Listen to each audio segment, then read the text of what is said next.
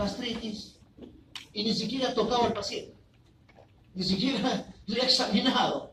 Anamnesis, historia, o aquella historia que la cual el paciente dice: doctor, ayer tuve una reunión, yo soy gerente y he tenido una reunión muy opípara, muy copiosa, un buffet que comienza con M el restaurante, ya saben cuál. Y después de eso un dolor intenso, me tomé 2 pisco sour, un dolor intenso aquí, no es ardor, doctor, es punzada, hincada y se va para atrás y ahora vomito. Creo que al unísono usted dice: doctor, es una pancreatitis, ya nos vamos, hemos tenido examen. Anamnesis, historia. Y la semiología digestiva se caracteriza por eso, porque el diagnóstico puede ser netamente anamnésico. Sin examinar al paciente, ustedes hacen diagnóstico. Aquel paciente que dice: doctor, se me ha hinchado la barriga, además me he amanecido con la barriga hinchada, no me entra la correa, he vomitado hediondo, no hago mi deposición hace 12 horas, ya está el diagnóstico. El tema que vamos a hacer hoy: obstrucción intestinal. Así trabajamos, muchachos, todos los días en la emergencia en mi hospital. Así vienen los pacientes y el interno ipso facto ya está haciendo diagnóstico: apendicitis, diverticulitis, colecistitis, obstrucción intestinal. Nada. Pues a veces vienen los pacientes y dispepsia, ¿no? Cólico de gases, ¿no? Entonces, la anamnesis es clave. Les aconsejo que tengan ese precepto en esta rotación. Estoy seguro que en sus prácticas lo están cimentando mejor, mucho más si tienen al costado a su paciente, que es el mejor libro abierto para entender el comportamiento de todo el aparato digestivo. Pero la manifestación no es ahí solamente. El examen digestivo no comienza en el abdomen, comienza viendo las manos. Si el paciente dice: doctor, estoy medio amarillo, color patito, y tú le examinas la mano y le ves la bandera peruana, y está cirrosis hepática, y no has examinado el abdomen. O aquel paciente: doctor, estoy bajando de peso, o a veces me estreño y me veo pálido, y tú le vas examinando, le examinas abdomen y encuentras un ganglio aquí, indoloro, grande, pétreo, Virchow. Ya está el diagnóstico: cáncer gástrico. O aquel paciente que dice: doctor, vengo porque he vomitado hace 2 horas un vómito como borra de café, oscuro. Ese es hematemesis. Eso es hemorragia digestiva alta. La primera causa: enfermedad ulceropéptica. Y ya prácticamente hace la nosología. El examen abdominal, lo último que examino, y eso estoy seguro que lo han comenzado a hacer desde lunes o martes, que comenzaron lunes, ver el abdomen, pero como un epílogo, no como un prólogo. Cuando digo epílogo, es ver la conjuntiva, ver la esfera, saque la lengua, ver las encías, ver los dientes, ver los ganglios, ver la mano, ver si tiene clubing. La cirrosis hace clubing, el linfoma intestinal hace clubing, la tuberculosis intestinal hace clubing. No solamente es patología cardiopulmonar. Vean si tiene edema, si tiene ganglios. Bueno, hacer un examen físico completo. ¿No se están dando cuenta que están yendo de forma centrípeta? Han hecho semiología general y luego cabeza, cuello, corazón, pulmón, ahí está el abdomen. Están yendo de forma centrípeta. Igual, examinen en esa visión. Y estoy seguro que no se les va a escapar ningún diagnóstico. Casi seguro. Y luego, cuando lleguen al abdomen, el abdomen es una caja de Pandora. El abdomen nos trae muchas sorpresas, sobre todo cuando viene con un síntoma y signo cardinal, que es síndrome doloroso abdominal. Es toda una sorpresa para nosotros.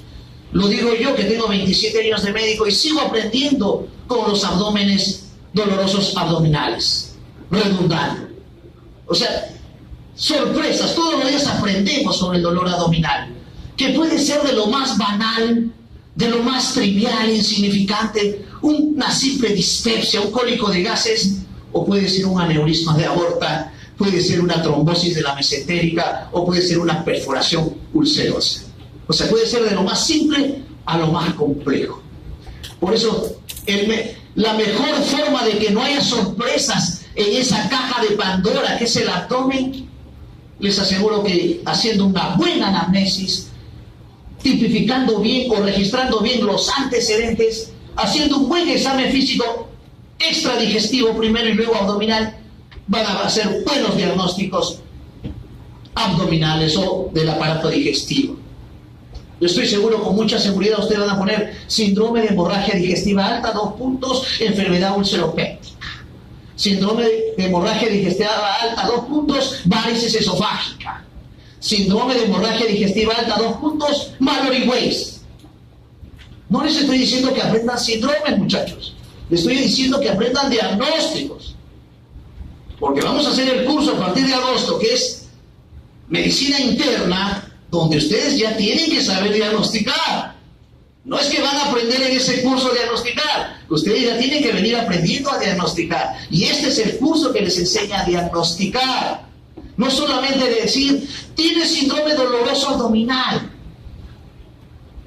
Le dices eso al paciente y al familiar, doctor, yo ya sabía que le duele la barriga a mi mamá. Yo quiero que me diga, ¿qué tiene? Y ahí viene la línea, ¿no? Es diferente que le digas, tiene un dolor abdominal por una colecistitis aguda, un problema, tiene un cálculo en la vesícula que se ha inflamado, tiene eso. Ah, ya, doctor, la va a operar, la va a manejar. Tiene un diagnóstico, tiene un derrotero, tiene un pronóstico el paciente. Hay una terapéutica. Todo lo que vamos a hacer a partir de agosto. Espero verlo, ¿sí? ¿Ya? Entonces, no es tipificar síndromes, tipifiquen diagnósticos, acostúmbrense a aprender diagnóstico. Estamos a mitad del curso ya. Ya el chip ya está cambiadito, ya, la visión está. Entonces, doctor, tengo que aprender a diagnosticar. Palpar un hígado, palpar un vaso, hacer un buen examen abdominal, auscultar el abdomen, acostúmbrense a usar su estetoscopio. No es que ya pasó cardio o neumo o respiratorio. Utilice su estetoscopio en el abdomen, porque el diagnóstico con la auscultación puede ser importante. El otro día vino a la guardia una paciente con dolor abdominal, un dolor intenso. Me duele, doctor, me duele, no puedo moverme. Un interno que ha sido mi exalumno pone el estetoscopio. Doctor Avilés, hay un soplo en el epigastrio. Es un aneurisma de aorta. Yo hice esos oftalmos, imagínense, y me alegró por el interno, ¿no? Está bien formado y está haciendo diagnósticos. Y era un aneurisma de aorta, la operaron a las 2 horas a la paciente. Si yo no ponía, o el interno no ponía el estetoscopio, ¿ustedes creen que se diagnosticaba, doctor? ¿Se diagnosticaba? No se diagnosticaba ese aneurisma y probablemente se hubiera roto ese aneurisma, la paciente hacía un shock hipovolémico, éxitos letales, campo fe. ¿Se dan cuenta la importancia de tener los cánones, los rituales, cuando uno va a examinar a una paciente? Y mucho más en abdomen. En abdomen sirve hasta el olfato, sirve hasta la sapiencia cuando uno ve la fisonomía del paciente, desde que llega el paciente. Ya estamos en el tópico, más o menos mi tópico de cirugía es así, de este tamaño, la puertita está por ahí, y se ve que el paciente adrede se ha puesto la puertita ahí, ¿no? Para ver caminar al paciente, y el paciente llega así. Y el interno, doctor, una apendicitis, ya está preparando el RP, y la historia hecho. El signo del psoas. O tiene otro paciente con su bolsa. Doctor, una pancreatitis aguda. No, eso no es de cirugía, es de medicina. Lo manda. O sea, desde la postura. O llega este paciente así. Ya está, el interno que desde alumno ha aprendido, doctor, es un cólico renal. Ya está poniendo tramador. Ya está armando su receta antes que venga el paciente, hasta que llegue en 1 minuto. Muchachos, para eso sirve la clínica. Para eso sirve la semiología. Si vamos a esperar, le duele la barriguita, pídele una ecografía, una TAC, una colangioresonancia, una NCP. No, para eso no estamos, doctores. Estamos para diagnosticar. Y pongan la mano en el abdomen. Examine. Su mano es la que va a decidir. No se opera, se opera. La observamos, su mano. Su mano va a decir blando, depresible, no, Bloomberg positivo, rebote, quirúrgico, peritoneal. Su mano va a definir un fetaloma. Su mano va a definir una hepatomegalia empiedrada, un hepatocarcinoma. Su mano va a palpar QV7 Terrier, una vesícula palpable. Su mano va a palpar la esplenomegalia. Su mano va a ser el diagnóstico. Ejercite su mano en el buen sentido de la palabra, ejercitando sus discos de Merkel. Acostúmbrese.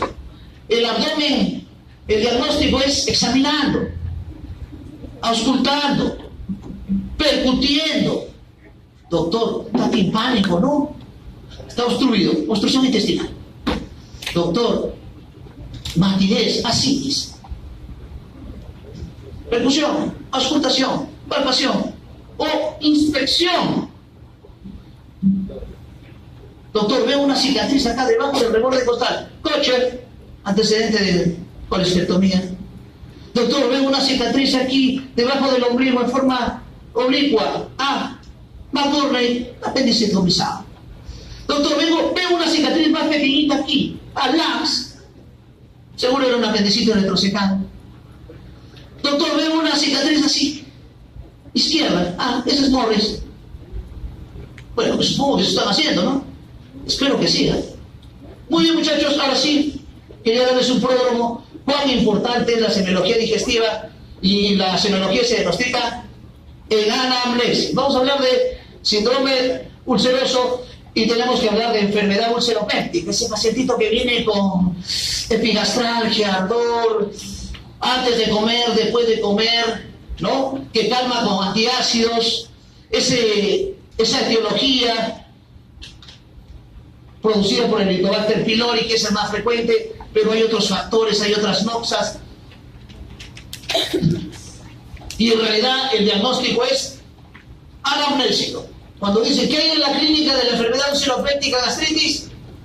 Nada, nada. Algunas veces un dolor a la palpación profunda y superficial, muy anodina, muy insignificante, pero en realidad el diagnóstico es netamente anamnésico y el antecedente, y tiene que ver con un desequilibrio, tanto ácido como básico. No podemos eximirnos de hablar de la fisiopatología, donde se muestra una mucosa normal, que ustedes muy bien, prolijamente lo han estudiado en histología, ¿no? Las capas, mucosa, submucosa, serosa, en la cual aparecen noxas muy frecuentes. ¿Quién no se toma un Ailes cuando tiene un dolor de hombro? ¿Quién no se toma una aspirina cuando tiene un dolor de cabeza? Etcétera, ¿no? Hábitos nocivos, noxas. Pero el que estoy achurando es la noxa más importante en enfermedad ulceropéptica, que es el Helicobacter pylori, que es una bacteria que requiere tratamiento. ¿Por qué? Porque se puede malignizar, puede hacer linfoma, etc. ¿Cuál es la fisiopatología por la cual estas noxas alteran las capas gástricas? Porque produce una alteración, produciendo isquemia, shock, bueno, una serie de situaciones en la histología. Hay un desbalance de los protectores y de las noxas. Protectores como el bicarbonato, prostaglandinas, buen flujo sanguíneo, y eso predispone a que haya un cuadro ulceroso donde va a haber manifestaciones. El Helicobacter pylori, el más importante, el más principal. O sea, si viene un paciente a la consulta, doctora, me arde cuando dejo de comer, cuando como mucho, después me duele, boto eructos, boto gases, tengo reflujo, me amarga la boca, tengo halitosis. Ya usted está pensando que es Helicobacter. Hay una serie de mecanismos por la cual el Helicobacter produce daño de la mucosa. Uno de ellos es que altera en realidad la pepsina, el pepsinógeno. Acuérdense que hay una serie de células principales, simógenas, parietales, oxíticas, Bueno, estas situaciones son recordables para ustedes porque esto ya lo han visto en ciencias básicas. Activa un mecanismo de inflamación, citoquinas, interleuquinas, linfocitos, y produce pues todo el efecto del daño de la mucosa, que lo vamos a ver. Lo va a ver el endoscopista en una endoscopía, incluso le va a hacer una biopsia si es necesario. Y miren la característica microbiológica del Helicobacter pylori. Y en realidad la invasión del Helicobacter pylori o pylori tiene un fundamento físico-químico, porque en realidad su daño es en tirabuzón, le llaman. Por eso tiene algunas características que le voy a mostrar. Por eso un parámetro de formación o de evaluación es el test de ureasa. Antiguamente la prueba más sensible para el Helicobacter era la biopsia. Actualmente un test de aliento de ureasa reemplaza la biopsia. Pregunta de examen. Dependiendo del hospedero, dependiendo del grado de úlcera, hay una respuesta inflamatoria. La misma estructura del Helicobacter, que tiene perforinas, adhesinas, enzimas, estos factores coadyuvan a que tenga esa acción a nivel de la mucosa y puede predisponer a todas estas situaciones clínicas: gastritis atrófica, enfermedad ulceropéptica, cáncer gástrico e incluso linfoma mal. Esta es una bonita fisiopatología, disculpen el lapsus, pero acá lo que les digo, ese fenómeno de destrucción, de invasión, justamente por la estructura que tiene a la forma de invadir la mucosa, a la forma de dañar. Los que nos cita hoy a esta clase, la clínica. ¿Qué es lo que quiero que capte? Manifestaciones clínicas. La sintomatología es más relevante que la signología. Eso es clave. El dolor epigástrico, la acidez matutina, entre comidas o en la noche. Por eso parte del tratamiento es darle antiácidos en la noche, antes de acostarse, 1 hora antes. Todo tiene explicación. Quiero que me entiendan. O sea, nada es al azar. Todo tiene una explicación. Calma con alimentos o con antiácidos, hay un hambre doloroso. Algunas veces el paciente dice, como y me arde. Cuando dice ese término, como y algunas veces me arde, y hay otros dicen me calma, hay que buscar otras situaciones clínicas que tienen esa connotación. Como y me arde la barriga, me quema. Sobre todo si come alimentos pues picantes, ketchup, ají, bueno, etcétera, ¿no? Pero también hay que ir por otro lado. Hay pacientes que dicen, doctor, cuando como me arde y ya me lleno, llenura precoz. Eso, por ejemplo, es una sintomatología de cáncer gástrico.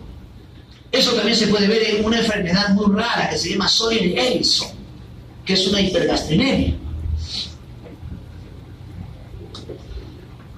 Puede estar acompañado de dolor, la acidez, el ardor epigástrico, la pirosis, esa sensación de ardencia, de quemazón, que es más característico, y lo voy a poner en el examen, de reflujo gastroesofágico, de ERGE en realidad, o de hernia hiatal, pero en enfermedad ulceropéptica también se puede ver. Otras manifestaciones, náuseas, vómitos, y cuando se complica, cuando hace síndrome de hemorragia digestiva alta, hematemesis melena. Doctor, yo sufro de úlcera, ahora no vengo porque por eso he vomitado oscuro y he defecado oscuro, fétido, hediondo. Ya el diagnóstico, el interno, el residente ya lo tiene en la cabeza. Hemorragia digestiva alta por enfermedad ulceropéptica. Puede haber baja de peso, anorexia. La exploración física, como les dije, anodina. Muy trivial, ¿no? Si hay sangrado, de hecho que van a encontrar al tacto rectal sangrado, el abdomen en tabla si se perfora la úlcera, por eso hay que examinar bien. Palpación superficial profunda. Pongan el estetoscopio, porque cuando no hay ruidos y el paciente sufre de gastritis o de úlcera, probablemente se ha perforado. Datos importantes, ¿no? O de repente palpan una masa Y cuando mueven esa masa, chapotea. Eso se llama el signo del chapoteo o el signo del bazuqueo. Eso se ve en síndrome pilórico. Presenta en hemorragia digestiva alta. Por ende, si es hemorragia digestiva alta, hay hipovolemia porque pierde sangre, hay anemia de tipo ferropénica y el paciente está pálido. El cuadro más severo es la perforación, donde se ve algunos signos como el de Joubert y Popper que indican perforación intestinal o gástrica, perdón. Y lo más resaltante, doctores, es el Bloomberg y la ausencia de ruidos sinuosos. El gran síndrome pilórico, ese paciente que dice cómo se me hincha y luego vomito a la hora y vomita alimentos que no ha digerido. Esto es complementario, lo veremos cuando hagamos medicina interna, pero ya se van adelantando los exámenes auxiliares, histológicos, test de ureasa, pero no es el objetivo del segmento de semiología digestiva y de todos los segmentos. El objetivo de semiología digestiva es que ustedes sean prolijos, disculpen el término, compulsivos en estudiar y escudriñar síntomas y signos. Eso es lo que ese es mi objetivo de cada clase. Tratamiento tampoco no es el objetivo de la clase, no va a venir el examen. Ya dejó de apuntar el otro. Tratamientos, claro, hago diagnóstico, doy tratamiento para el Helicobacter pylori, para la ulceropéptica, para la gastritis, etcétera. Una serie de medicamentos que ya tendremos un momento para estudiar ello. También los AINES. ¿Quién no ha tomado un naproxeno, un ibuprofeno, un diclofenaco? Aparecieron los Celecoxib, que son menos gastrolesivos. Y ahí también se usa antiulcerosos, citoprotectores. Algunas veces los pacientes requieren cirugías para contrarrestar las úlceras. Gastritis, un término muy ambiguo, más que clínico, histológico en realidad. ¿Qué indica gastritis? Inflamación de la mucosa gástrica. Se relaciona a enfermedad ulceropéptica. Hay noxas que producen gastritis, por supuesto. Las mismas noxas ya conocidas. Los AINES, el Helicobacter pylori. Ya hemos hablado del Helicobacter pylori y que lleva a gastritis, a atrofia, a metaplasia, displasia y adenocarcinoma gástrico. Y también a linfoma, que tiene que ver con una serie de situaciones coadyuvantes, predisposición, factores ambientales, dieta, antecedentes, todo lo que ustedes van a armar en su historia clínica. Una mucosa normal y eritematosa. La clasificación puede ser aguda o crónica. Hay otras formas de gastritis. La más frecuente, las gastritis agudas y crónicas. Algunas veces se autolimitan, algunas veces se erosionan y algunas veces son hemorrágicas, causas de hemorragia digestiva alta. Las etiologías son múltiples, desde una simple aspirina hasta radiaciones, alcohol, bacterias, cáusticos que vemos con frecuencia en pacientes con gestas suicidas, que he tenido uno hace 2 días, una paciente de 19 años con un problema psiquiátrico que se ha autoagredido y ha tomado lejía y ha producido una gastritis cáustica. Entonces, la historia, la anamnesis te va a dar el diagnóstico. También los pacientes hospitalizados pueden hacer gastropatía de estrés, grandes quemados traumatológicos o politraumatológicos, sépticos, por una serie de mecanismos en la cual hay una anoxia, una hipoxia gástrica y el paciente comienza a sangrar, hábitos nocivos, drogas. Patrones histológicos son casi parecidos, pero aquí hay un componente de infiltrado linfocitario o polimorfo nuclear y aquí hay daño capilar en las gastropatías erosivas. Hay que verificar el agente, la injuria, el ardor, la epigastralgia, concomitantemente a náuseas, vómitos y cuando se complica hematemesis y melena. Sintomatología netamente digestiva. El diagnóstico es endoscópico e histológico donde vean gran eritema, mayor erosión. Estos pacientes vienen con hematemesis, melena, anemia ferropénica, palidez, shock hipovolémico.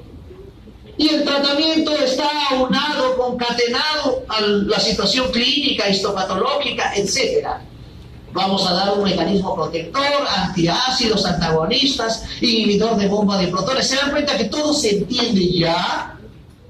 Cuando hagamos el curso de terapéutica y medicina interna a partir de agosto, doctor, se me está haciendo más sencillo, estoy más lúcido, tengo otra visión. Porque ese es el objetivo. Este es el curso que hay que aprender para luego entender por qué le doy bloqueadores H2. Bloqueadores H2. Ya, bloqueadores, células parietales, ácido clorhídrico. ¿Por qué le doy inhibidor de bomba de protones? Inhibe células parietales, inhibe ácido clorhídrico, menos acidez, menos gastritis, menos úlcera. ¿Por qué le doy antiácidos? Claro, hay un pH ácido, le voy a dar un pH alcalino, neutralizo, mejora los síntomas. O sea, entiendo. ¿Por qué le doy antibióticos si es Helicobacter? Para matar la bacteria. Pues todo tiene una explicación. Hay gastritis crónica, que es un diagnóstico histológico. También puede haber cambios hasta llegar a metaplasias. La etiopatogenia depende de algunos otros factores, por ejemplo, ese reflujo biliar, esos pacientes con colecistopatías crónicas que hacen reflujos biliares, sobre todo en las noches, factores genéticos, factores inmunológicos que se forman contra las células parietales, con ese factor intrínseco de Castle que sirve para absorber la vitamina B6 o B12, gastritis crónica inespecífica, y los hábitos nocivos y la noxa más relevante, que es el Helicobacter pylori.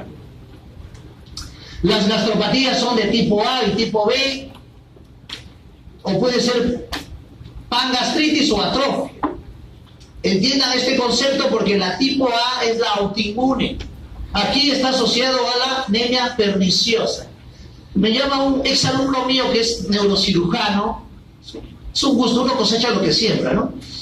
Me llama por mi onomástico y me dice: doctora Avilés, quiero aprovechar la llamada para saludarlo. Realmente estoy haciendo neurocirugía, pero estoy haciendo clínica.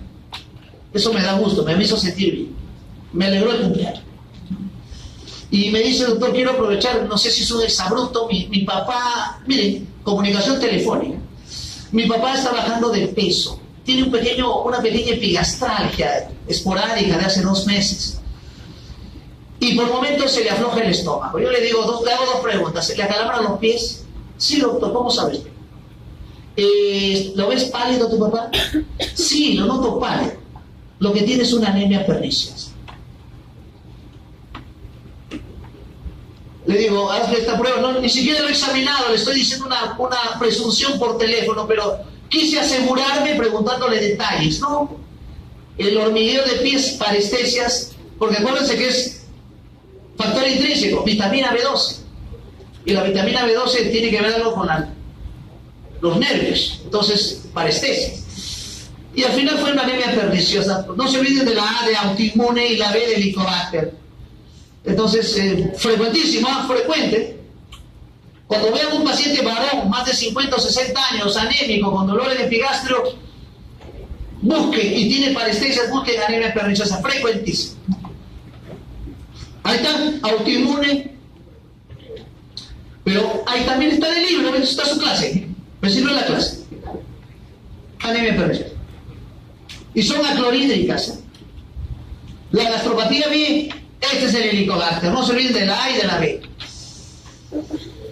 Seguimos hablando del Helicobacter, que tiene varias formas de presentación: aguda, crónica, ulceropéptica, hasta neoplasia, hasta linfoma. No se olviden. Esto sí es cajón, pregunta examen. ¿Cómo altera el epitelio, metaplasia intestinal? Hay una serie de genes para el Helicobacter pylori que altera la mucosa. El gen más característico es el BAC-A, un tipo de citotoxina, el más lesivo. Y la gastropatía tipo A, asociado a autoinmune. No se olviden de la autoinmune, anemia perniciosa es la característica cursa con déficit de vitaminas. Y la tipo B, el Helicobacter, ahí está, el reflujo y los anticuerpos. La sintomatología es la que conocen ustedes, ¿no?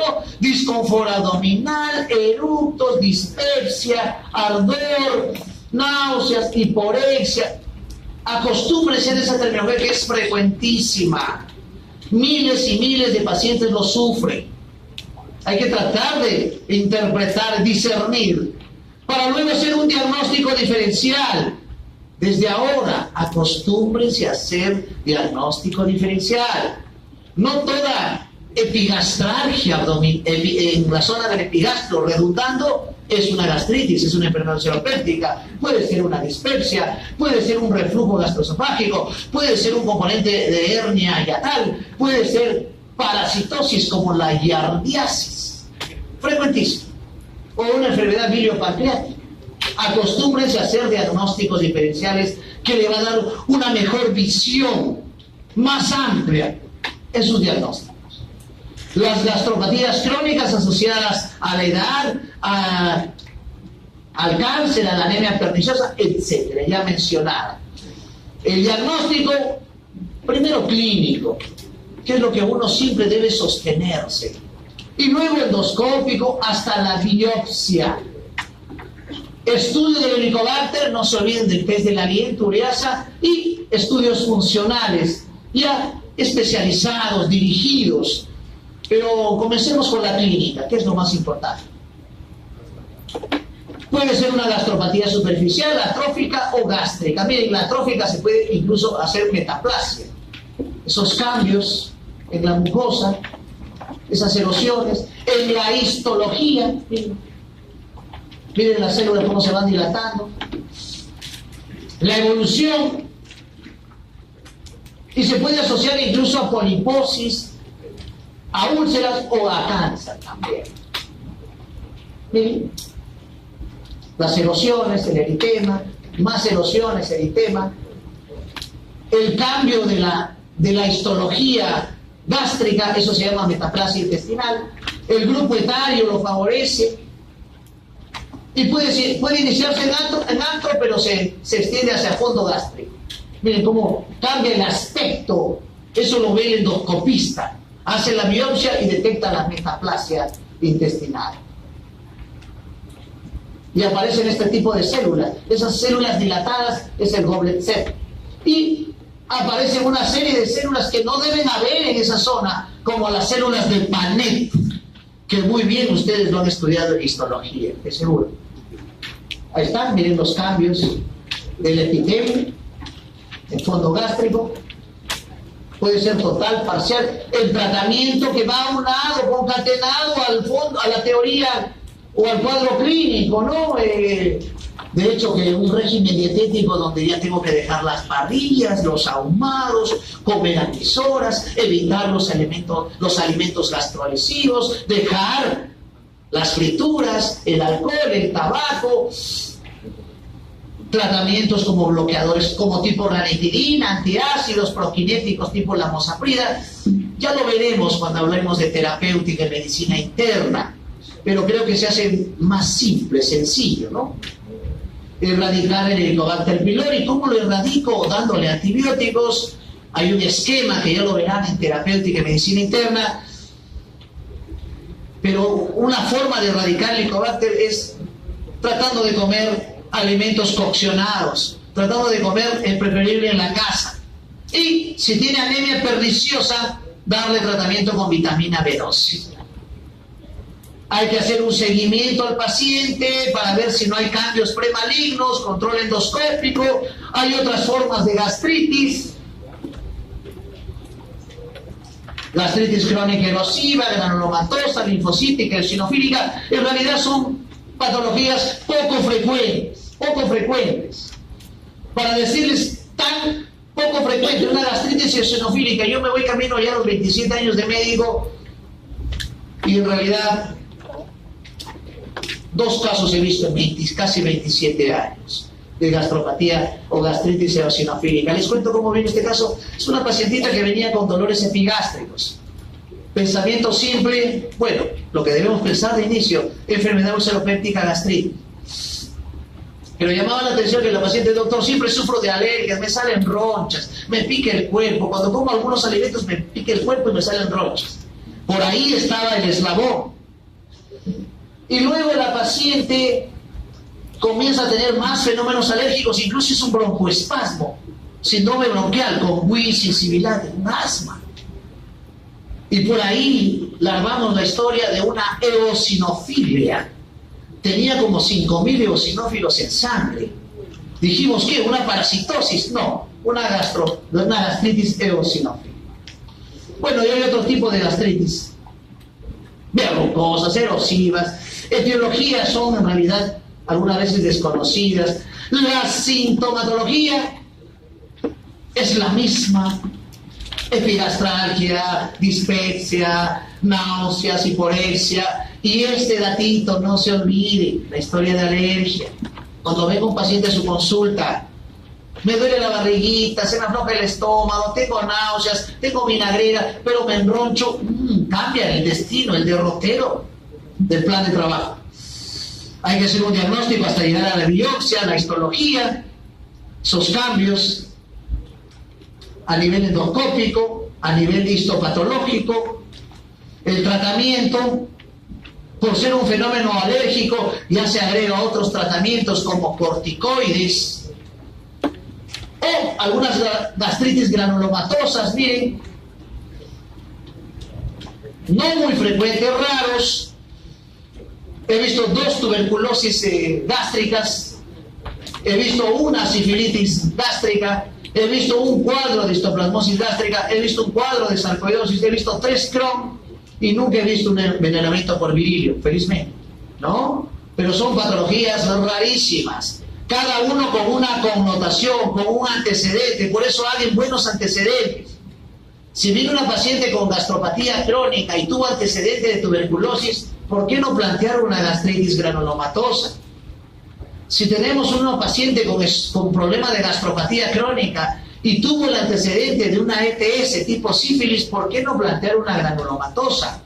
Si tenemos un paciente con problema de gastropatía crónica, con epigastralgia, náuseas, hiporexia de larga data, y se dice que en algún momento viajó a Tingo María, a la selva, ¿por qué no plantear histoplasmosis? Eso es hacer medicina, muchachos. Hacer una buena historia, un buen antecedente, definir bien el perfil del paciente, trabajo, hobby, alimentación, viajes, todo me da forma de diagnóstico. Doctor, ¿cómo es el Crohn? El Crohn es una enfermedad fistulosa, una enfermedad inflamatoria intestinal. Una característica es dolores articulares. Ah, mire, interesante, doctora. O sea, si viene un paciente con una gastropatía crónica y tiene dolores articulares y si fistuliza, ¿por qué no plantear un Crohn? Y así hacemos diagnósticos también muy buenos. Una enfermedad con un epónimo muy poco olvidable, Menetrier, náuseas, vómitos, baja de peso, y acá se agrega, si tiene un paciente con gastropatía crónica, con diarrea crónica, y aparecen edemas, planteen un Menetrier.